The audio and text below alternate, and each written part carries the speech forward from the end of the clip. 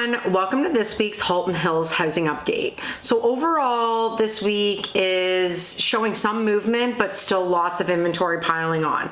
So looking at our numbers, in Georgetown this week, we only had 5 sales, which is not a great number for Georgetown, but unlike previous weeks, we did see sales in other markets, so that kind of picked up our overall sales. But only 5 sales is a very, very low number for Georgetown. So hopefully that's just sort of a blip in how things are being reported because of the long weekend. In terms of new listings, we did have 18 new listings. So there's no slowing down in terms of new listings. The far majority of them were over that $1 million mark. We just are not getting a lot of relief in that price point. In Acton this week, we had 3 sales and 6 new listings. Glen Williams had no sales and 1 new listing, and the rural market saw 3 sales this week, which is actually quite high for the rural market, and 1 new listing. So something to note though is there was 26 new listings that hit the market this week, and only 9 of them were under $1 million. So we've been talking the last few weeks about our higher price points being very saturated, and it just keeps happening. 9 of 26 properties being under $1 million is certainly not going to shift that. So lots of stuff available over that $1 million mark. And even in Georgetown this week, of the 5 sales we had, 4 of them were under $1 million. So we're seeing the under $1 million mark moving. We are seeing less movement above $1 million combined with a ton of inventory overall coming up in those pockets. So not great news for those sellers who are looking for over $1 million. In terms of properties that relisted, changed their pricing, stuff like that, we had 9 properties that relisted at a lower price. So we are starting to see those prices coming down. Lots of people making the adjustment downward, and that does include some properties under $1 million. So it's not just the $1 million plus. There are certain things that just aren't getting any traction. And 6 properties came off the market, so that, I guess, helped to keep inventory a little bit lower than it should have been, but still not great. And 1 property relisted at the same price. So now looking at active inventory, I thought this was gonna happen, and it did. We have hit our all-time high at 235 active listings. That is the most I've ever seen, and it is not great because I don't think it's going to slow down. I think we could easily get to 250 in the next few weeks. Without buyers really being active in the market, we are kind of screwed here. So 235 active listings, it's crazy. Georgetown this week went from 132 to 139 active listings. So lots of properties available in Georgetown. 140 is our high there. So we are getting very, very close. Looking at our price points, under 800,000 remained the same at 15 active units, and most of those, I think it's 9 or 10 of them, are condo apartments or condo townhomes, but there's some like cute little freehold stuff under 800 right now.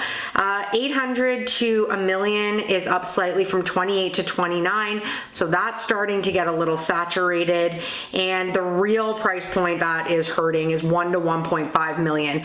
We are like way past our all-time high. So it went from 55 to 66 active listings last week.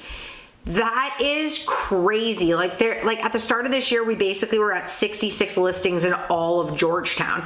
Now just between 1 and 1.5 million, we're at 66. So that is a real problem pocket, and that price point really needs to start coming down in terms of where they are price wise, because no one is biting on those. And it's interesting because our lower price points are still moving. So normally if that market's stable, we will see those buyers maybe move up into that pocket, but we're not seeing so much of that right now. So buckle up if you are listing a house between 1 and 1.5 million. And then 1.5 million plus is down slightly to 29 active listings, but still a ton of stuff available in those higher pockets. The real saturated pocket is 1.25 to 1.5.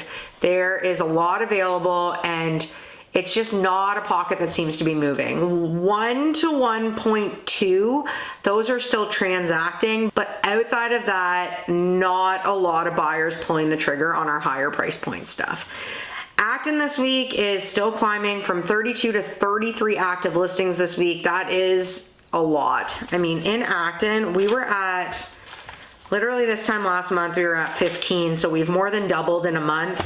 It's a lot of listings there. And I do think some of the stuff is priced pretty high and kind of reflective of where the market might have been in January, and Acton hasn't quite come down yet, but it's definitely going to, because there's a lot of stuff sitting there. Glen Williams is the same this week at 13 active listings, and the rural market is down from 53 to 50 active listings, but still so many properties available there. And again, all that sort of higher price point stuff.